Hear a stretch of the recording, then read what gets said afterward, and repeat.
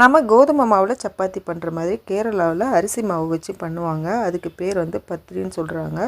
இது சாப்பிட்றதுக்கு ரொம்ப ருசியாகவும் இருக்கும், செய்கிறதும் ரொம்ப ரொம்ப ஈஸி, ஹெல்தியானதும் கூட. ரொம்ப சீக்கிரமாக நம்ம இட்லி அப்போலாம் சாப்பிடும்போது எப்படி நம்மளுக்கு சீக்கிரமாக ஜீரணம் ஆகுதோ அதே மாதிரி இது சீக்கிரமாக ஜீரணமும் ஆகும்.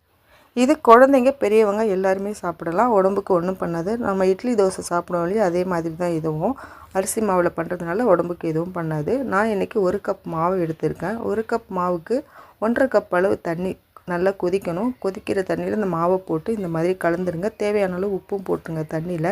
இதெல்லாம் நல்லா கலந்துட்டு வரும்போது நமக்கு ஒரு சப்பாத்தி மாவு பதத்துக்கு கிடைக்கும். ஸ்டவ் ஆஃப் பண்ணிவிடுங்க. இந்த மாதிரி கலந்துட்டு இருக்கும்போதே ஸ்டவ் ஆஃப் பண்ணிவிடுங்க. இதை இந்த ஸ்டேஜில் மூடி வச்சுட்டு ஆறுனதும் நமக்கு சப்பாத்தி மாவு மாதிரி ஆகிடும். நம்ம என்ன ஷேப்பில் வேணுமோ அந்த ஷேப்பில் உருட்டி எடுத்துக்கலாம்.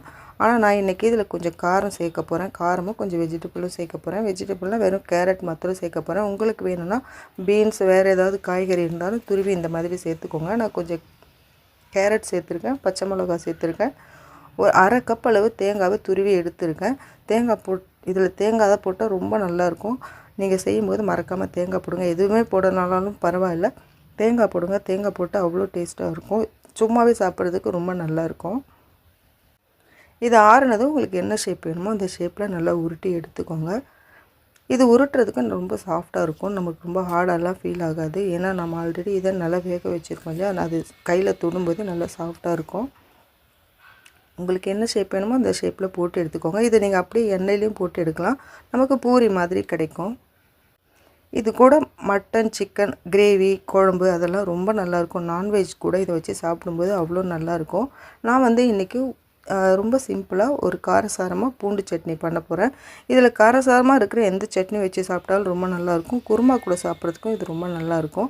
நான் கொஞ்சம் கடுகு போட்டு எண்ணெய் நிறைய ஊற்றிருக்கேன். ஒரு 3 ஸ்பூன் அளவு எண்ணெய் ஊற்றி கடுகு போட்டு ஒரு பெரிய சைஸ் வெங்காயம் சேர்த்துருக்கேன். 1 கப் நிறைய பூண்டு போட்டிருக்கேன். கூடவே 2 பச்சை மிளகா, கொஞ்சம் கருவேப்பிலை போட்டிருக்கேன். 2 மீடியம் சைஸ் தக்காளி சேர்த்துருக்கேன்.